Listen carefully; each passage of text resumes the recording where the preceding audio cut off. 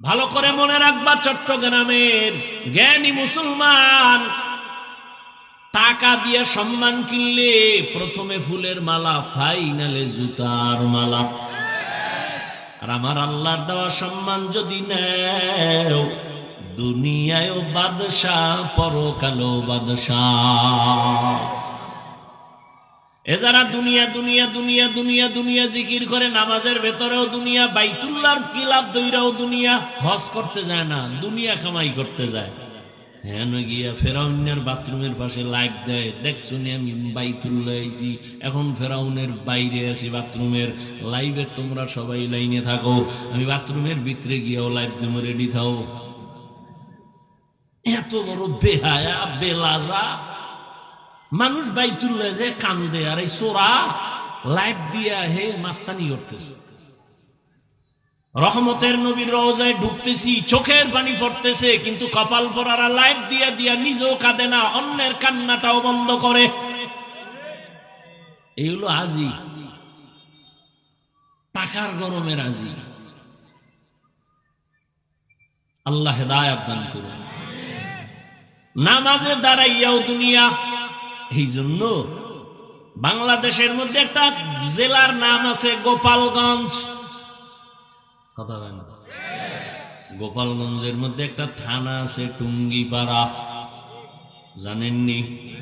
টুঙ্গিপাড়ায় রাজনীতির ফ্যাশনে অনেকে যায়, কিন্তু ওখানে একজন আল্লাহর প্রিয় গোলাম আছে, জগৎ বিখ্যাত আল্লাহর ওলি। যেই আল্লাহর ওলি আইয়ুব খানের টেবিলের উপরে থাপ্পড় দিয়া বলছিল, এই আইয়ুব খান, টাকা দিয়া গরু কিনা যায়, আমি শামসুল হকের কিনা যায় না। শামসুল হক ফরিদপুরি রহমাতুল্লাহ আলাইহি,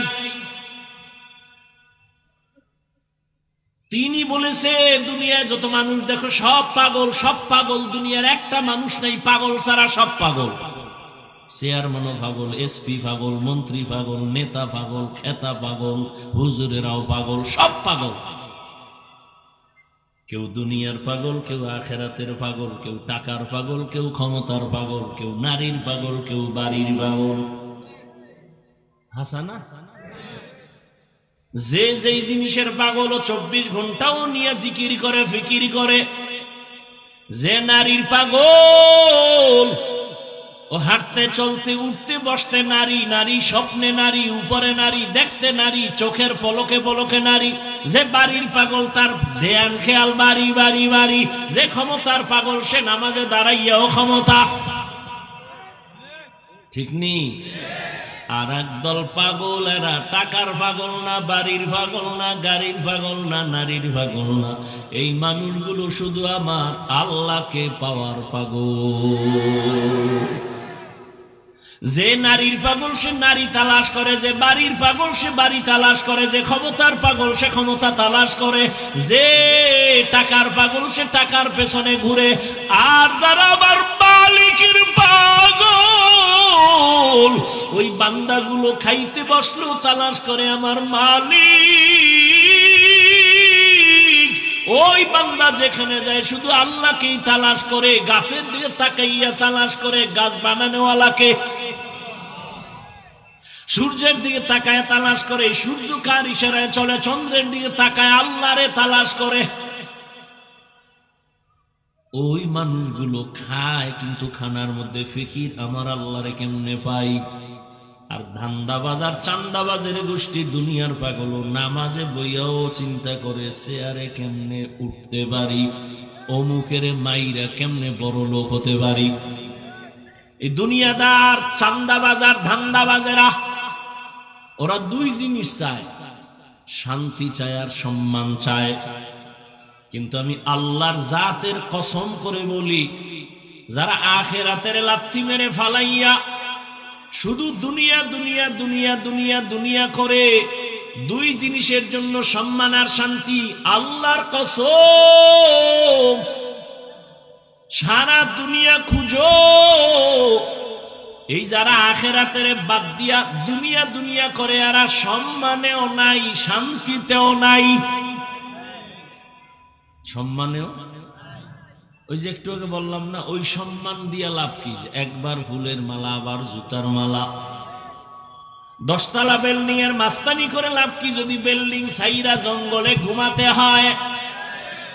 কোটি টাকা ব্যাংকে রেখে লাভ কি যদি নিজের কপালেই টাকা ভোগ করতে কেউ না পারে ফ্যামিলির? কোনো লাভ নেই। এজন্য আল্লাহ বলেন, খবরদার, লা ইয়াগুররান্নাকা তাকাল্লুবুল্লাযীনা কাফারু ফিল বিলাদি মাতাউন কালিলুন সুম্মা মাওয়াহুম জাহান্নাম ওয়া বিইসাল মিহাদ।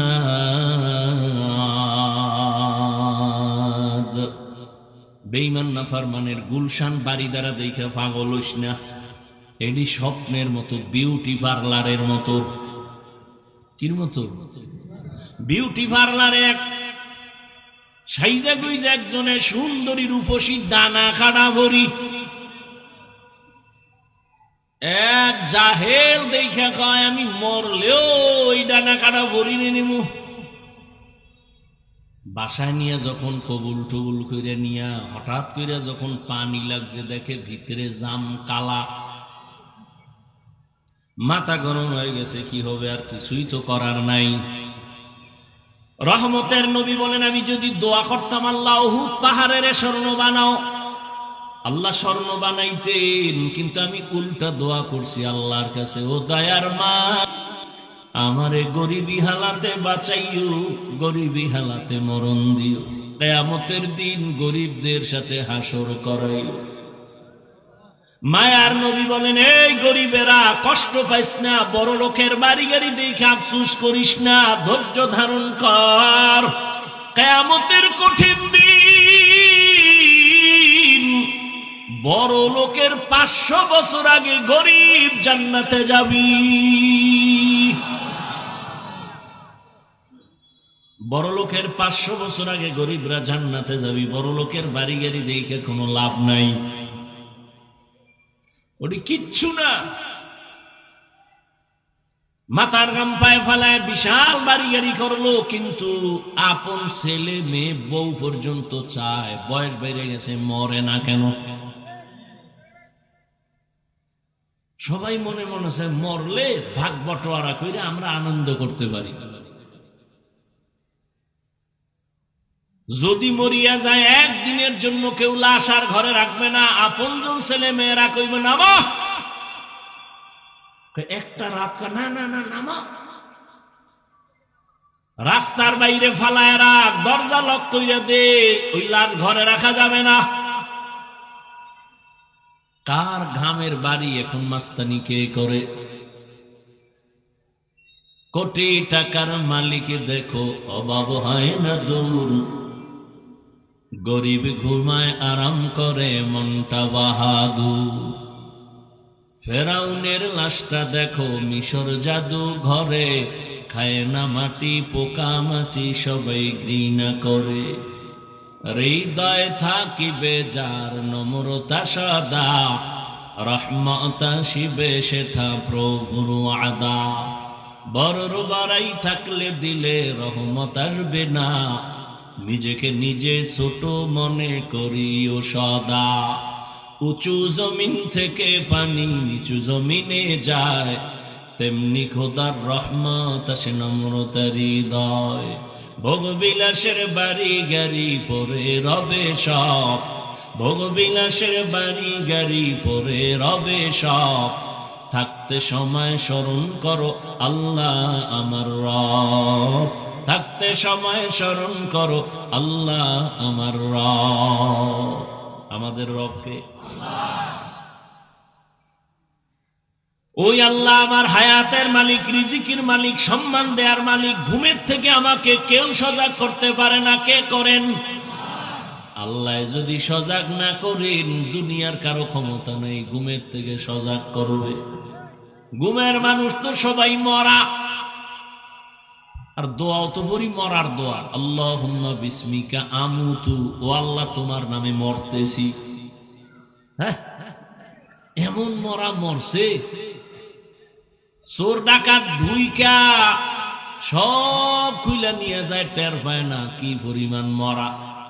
স্ত্রীর কানের অলংকার খুইলা নিয়ে গেছে, টের পায় না ঘুমের ভেতরে। হাতের ঘড়ি খুইলা নিয়ে যায়, টের পায় না। আল্লাহ কয়, আমি যদি তোরে সজাগ না করতাম, কেউ দুনিয়ায় তোরে সজাগ করতে পারতো না। আমি তোরে সজাগ করছি, তোর প্রতিদিন রাতের থেকে ঘুমাইয়া যখন তুই ওঠো, তোর হায়াত নতুন বোনাস। প্রতিদিন তোরে নতুন নতুন হায়াত দেই। কিন্তু এরপর ওই হায়াত পাইয়া যারা গুনাহ ছাড়বি না, আমি আল্লাহ কিন্তু এক সময় তোর হায়াতের দরজা বন্ধ করে দিব।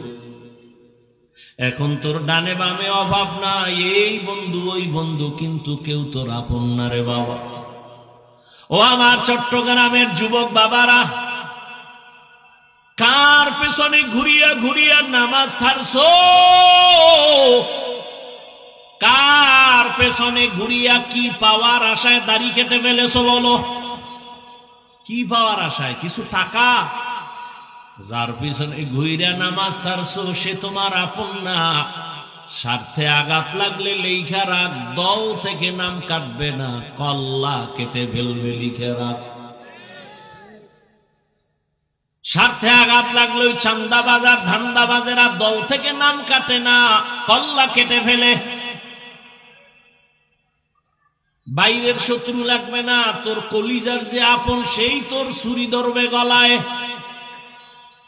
এর নাম সোনার বাংলার ধান্দাবাজি রাজনীতি। বাইরের দুশ্মন লাগবে না তোমারে মারার জন্য, তোমার দলের লোকই যথেষ্ট। স্বার্থে আঘাত লাগলে বলবে ওর কারণে আমার মনের আশা পূরণ হয় না, এটারে মাইনাস কর। কেমনে কয়? কর্ণফুলিতে মাইনাস করে দাও, জীবন থেকে আলাদা করে দাও। এই বানায় বলতেছি, ওই পথে যারা চলো রেডি থাও। ঘর থেকে যখন নামবা, মায়ের থেকে বিদায় নিয়ে নাইমো যে মা ধান্দাবাজের পিছনে যাইতেছি, তো কাফুল লয়ে রেডি, দোয়া কইরো। সব চান্দাবাজ আর ধান্দাবাজ, একটার মধ্যে রহম নাই, মোহব্বত নাই। আমি সেদিন বলছি, পশু পশুর এই পরিমাণ ক্ষতি করে না, মানুষ নিমক হারাম মানুষের যেই পরিমাণ ক্ষতি করে।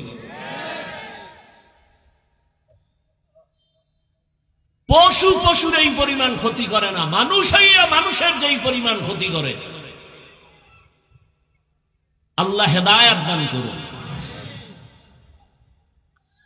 হ্যাঁ, আল্লাহ তাআলা বলেন, আমি মুমিনের দুইটা আদেশ দিলাম। এক, আল্লাহকে ভয় করো। দুই আদেশ হলো জবানের হেফাজত করো। জবানটারে হেফাজত কেন করবা? এখানে কানের হেফাজত করো বলেন নাই, চোখ হেফাজত করো বলেন নাই, পা হেফাজত করো বলেন নাই, হাত হেফাজত করো বলেন নাই, বলছে জবানটারে হেফাজত করো। হাদিসেও জবান হেফাজত করো, আয়াতেও জবান কন্ট্রোল করো। কারণ কি? জবান মারাত্মক আল্লাহর দেওয়া একদিকে বড় এক নেয়ামত, অন্যদিকে জবান বড় মারাত্মক এক অস্ত্র। জবান এমন একটা নেয়ামত, তাকাইয়া দেখেন আল্লাহর কত বড় দেওয়া নেয়ামত এই জবান। আমি মানুষ না পশু? আমার জবান আমার পরিচয় দেয় আমি মানুষ। আমার জবান পরিচয় দেয় আমি আলেম। আমার জবানের আওয়াজ পরিচয় দেয় আমি ভালো না খারাপ, ঠিক না? হাত পরিচয় দেয় কি? দেয় জবানে পরিচয় দেয়। আল্লাহর কত বড় নেয়ামত জবান। এই যে আমি মাউথ সামনে নিয়ে কথা বলতেছি, মেশিন আমার কথা টেনে ইউনিটের মাধ্যমে হর্ন থেকে কথা বের করে দেয়। দীর্ঘ টাইম চলবে না, একটা লিমিটেশন দেওয়া আছে। ফ্যানের বাতাস দিয়ে ঠান্ডা করবে। লাইন ছাড়া টাইমহীন যদি আনলিমিটেড চলে, হঠাৎ করে তার পুড়ে যাবে, আগুন লেগে যাবে, ঠিক নেই? প্রত্যেকটা জিনিসের একটা লিমিটেশন আছে। কিন্তু দুনিয়াতে আসার থেকে আজকে 20 বছর, 40, 50, 70 বছর জিহ্বা নামের মেশিন চলতেছে চলতেছে। কত হাজার হাজার হাজার কোটি কথা এই জবানের মেশিনে সাপ্লাই দিল। আজও পর্যন্ত কোনোদিন জিহ্বা বন্ধ হয়ে যায় নাই। গাল ব্যথা করে, কপাল ব্যথা করে, ঠোঁট ব্যথা করে, জবান কখনো ব্যথা করে না। করে চলতেছে এত কথা, মোবাইলে কথা বলতেছেন, বন্ধুর সাথে মহাব্বতের আলাপন চলতেছে, কখন যে 1 ঘন্টা 2 ঘন্টা চলে গেল খবর নাই। হঠাৎ করে লাইন কেটে গেল, মাথাটা গরম হয়ে গেল, এই মুহূর্তে লাইন কাটলো কেন? তাকায় দেখি মোবাইলে কি ব্যালেন্স নাই, দেখলাম চেক করে ব্যালেন্সও আছে। তাহলে কথা কেটে গেল কেন? নেটওয়ার্ক নাই। বলে না, নেটওয়ার্কও ফুল আছে। খুঁজা টুইজা বের করে দেখলাম মোবাইলের মধ্যে চার্জ নাই। কি নাই? চার্জ নাই। টাকা আছে, নেটওয়ার্ক আছে, চার্জ নাই। তাড়াতাড়ি দৌড় দাও, ফুল চার্জ দাও, তাড়াতাড়ি চার্জ দিয়ে দাও, চার্জ দিয়ে ফুল করো, যদি পারো তাড়াতাড়ি চার্জ দাও। বলে তাড়াতাড়ি আবার কেমনে দেয়? ফাস্ট চার্জার লাগাও, লাগাই এবার আনলিমিটেড কথা বলবা, তোমার কখনো কথা কাটবে না। বান্দা মোবাইলে কথা বলতে বলতে হঠাৎ করে বন্ধ হয় কেন? চার্জ নাই। জবানের আল্লাহর দেয়া নিয়ামত, এই জিহ্বা দিয়ে কত পরিমাণ কথা সাপ্লাই দিলাম। কয়বার চার্জ দিছেন? হ্যাঁ, জীবন ভর এই জবানের কথা সাপ্লাই হলো। 1 সেকেন্ডের জন্য চার্জ দিলাম না, বিল দিলাম না, ব্যালেন্স কখন গেল, আছে না নাই খবর নাই। এই বড় নিয়ামতকে দিছেন আল্লাহ। বলেন এই নিয়ামতের শুকর আদায় কর। শুকর আদায় কেমনে? আলহামদুলিল্লাহ কয় না, না না, যেই জিনিস যেই কাজের জন্য বানাইছি ওই কাজে ব্যবহার করবি তো এটাই হবে আসল শুকর। আল্লাহর বড় নিয়ামতে জিহ্বা। 1 প্লেট খানা নিছেন খাওয়ার জন্য, খানার ভেতরে আপনি হাত দিয়ে তদন্ত করেন, তরকারি নিলাম ভেজাল আসেনি? চোখ বলে ভেজাল নাই, হাতও বলে খানার প্লেটে ভেজাল নাই। এবার নিশ্চিত হয়ে 1 লোকমা মুখে দিছি, জিহ্বায় গিয়া আটকায় ফেলছে, ভিতরে নেওয়া যাবে না, লোকমার মধ্যে ভেজাল আছে। হাত কয় ভেজাল নাই, চোখ বলে ভেজাল নাই, জিহ্বায় কয় ভেজাল। কি ভেজাল? জিহ্বায় বাড়ি দিয়া কয় একটা চিকন চুল আছে, ফেলে দাও। আল্লাহর দেয়া বড় নিয়ামত। আল্লাহ কয় জবানটারে কন্ট্রোল কর। কেন কেন? বলে জবানটা যেমন বড় নিয়ামত তেমন মারাত্মক এক অস্ত্র। বলে কেমন অস্ত্র?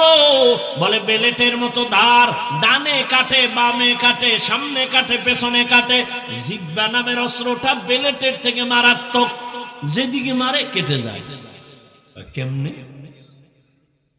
কয় দেখো, জিহ্বা দ্বারা, এই একই জিহ্বা দ্বারা একটা অমুসলিম যখন বলে লা ইলাহা ইল্লাল্লাহ, এই জিহ্বার একটা আওয়াজে সে এখন আর অমুসলিম নাই, সে এখন ধর্মীয় একজন ব্যক্তি, ইসলামের ছায়া আশ্রয় নিয়ে নিল, মুসলমান। ঠিক না? আবার এই একই জিহ্বা বেলেটের মতো দাঁড়, একই অস্ত্র। ওরে হাত দিয়া মুসলমান বানায় নাই, কান বানায় না, চোখ বানায় না, জবান বানায় দিছে। আবার এই জবান দিয়েই বলে আমি আল্লাহ মানি, নবী মানি, কোরআন মানি, হাদিস মানি, তবে আল্লাহর আইনে রাজনীতি মানি না। সাথে সাথে বেঈমান হয়ে গেল। একই জিহ্বায় তারে মুমিন বানাইছে, আবার এই জিহ্বার কথায় সে এখন বেঈমান হয়ে গেল। ঠিক না? অপরিচিত একটা মাইয়ারে যুবক ধইরা কয় তুই আমার বউ হবিনি, বল কবুল। 2 জনের সামনে মেয়ে বলে ফেললো কবুল। জবানের এক কথায় বউ হয়ে গেল। আবার এই জবানের একটা কথায় যদি বলে তুই তালাক, কেসা খতম। একই জবানের কথা। এই জবানের একটা জিহ্বার আওয়াজ দিয়া বিচারক চেয়ারে বৈশা ফাঁসির আসামিকে কয় তোরে বেকসুর খালাস, ফুলের মালা পরে বাড়ি যায়। আবার এই বিচারপতি এই জিহ্বা নাড়ায় যদি নিরপরাধের কয় পুলিশের ধর, নিরপরাধের হাতে হ্যান্ডকাপ লেগে যাবে। এই জন্য জবানটারে কন্ট্রোল করো। কেন কয় এর মধ্যে আরো ঝামেলা আছে। কয় কেন? পা যদি অন্যায় করে বেঁধে দাও, আর অন্যায় করবে না। হাত যদি অন্যায় করে রশি দিয়ে বাঁধো, হাত আর অন্যায় করবে না। কান যদি অন্যায় আওয়াজ শুনে পট্টি লাগায়া দাও, আর আওয়াজ আসবে না। চোখ যদি তোমার অন্যায় জিনিস দেখে নেকাব লাগাও, নেকাব, কালো চশমা লাগাও, দেখবে না। তাহলে হাতের কন্ট্রোল করা সহজ, হাত পাকে কন্ট্রোল করা সহজ, কান কন্ট্রোল করা সহজ, চোখ কন্ট্রোল করা সহজ। জবানটারে কেমনে আটকাইবেন? জবানটা তো আমার থেকে অ্যাডভান্স। আমি ঘুমায় গেল জবান চলে, আমার অর্ডার ছাড়াই চলে। চলে না? একজনে কাঁচা ঘুমের মধ্যে ডাক দিছে, ও আমার কাঁচা ঘুমের ডাক দিল কি? ওই কাঁচা গালি। ও গালি শুনে দিছে দৌড়, তোর বন্ধুর গুল্লি মারি, তোর সাথে আর কথা নাই। সকালবেলা উঠা টেলিফোন করছে, বন্ধু কই আছো? তোর সাথে আর কথা নাই। কেন? রাতের বেলা যে কাঁচা গালি দিছো, জমিনও ধরে না, আসমানেও ধরে না। নাউজুবিল্লাহ, আমি তো কোনো গালি দেইনি। ভাই যদি রেকর্ড করতাম টের পাইতি।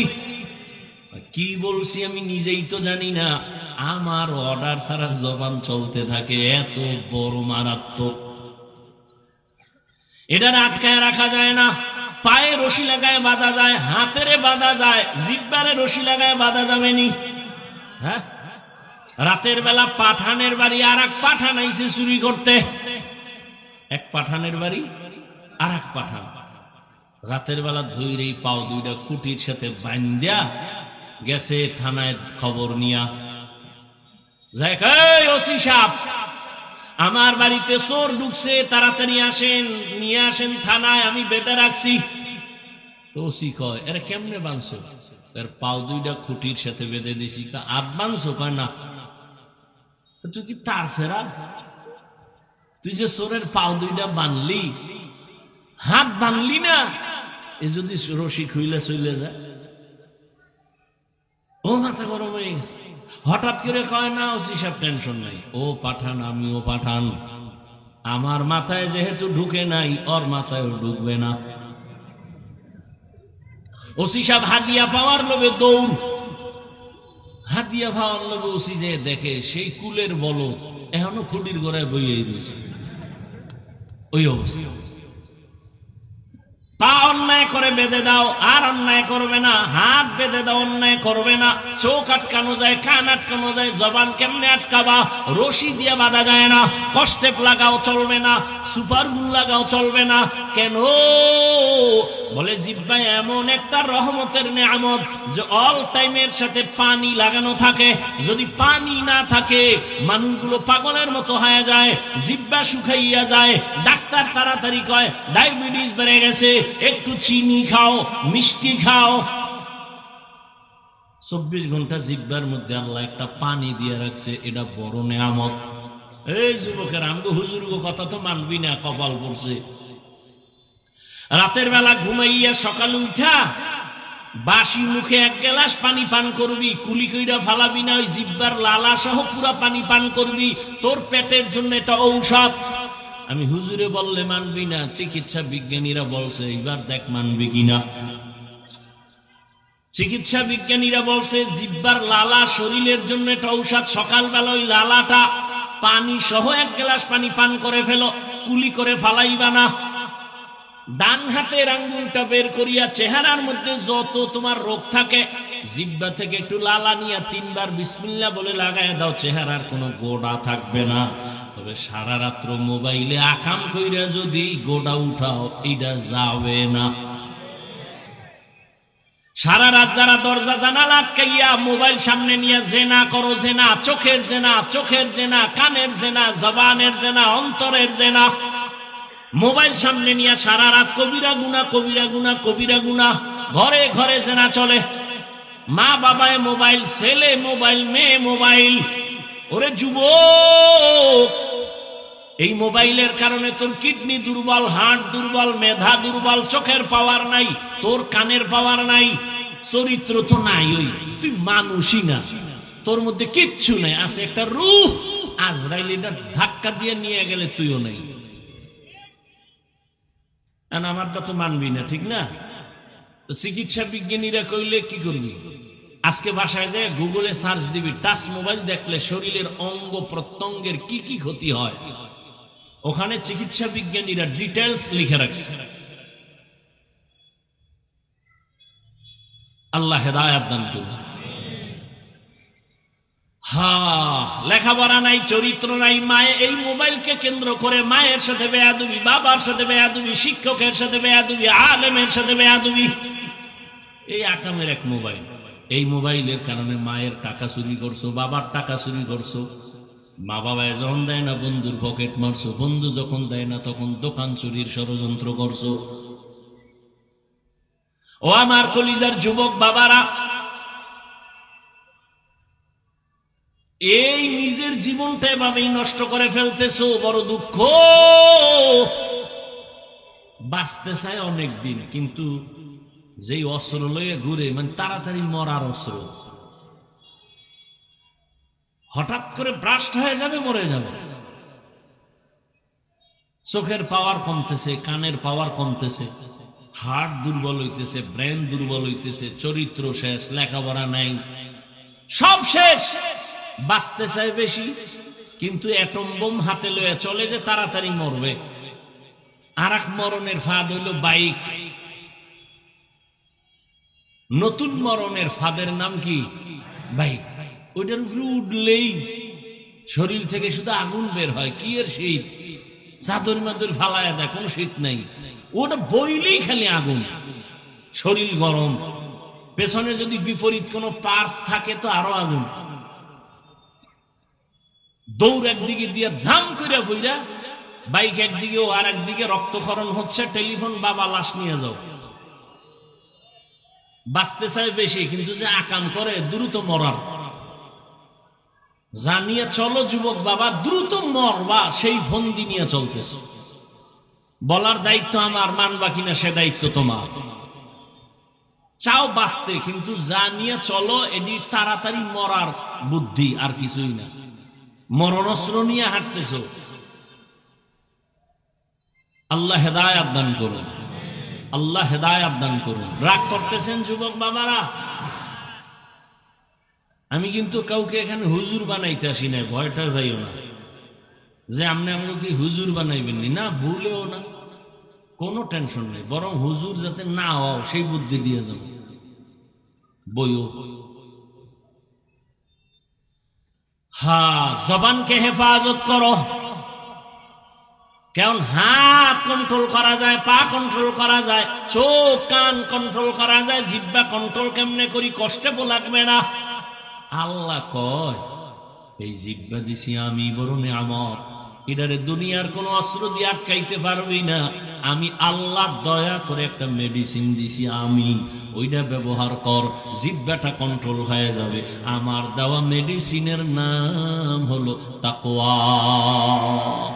हर के दारम खौफे हक़दार दिल मदाम जन्नतुल मअवादे हद ओ रामकाम जुज़बा हक़ची ज़े मखाअज़ इंसुजा फज़ले उ आमस्ते दर जुमला जहां।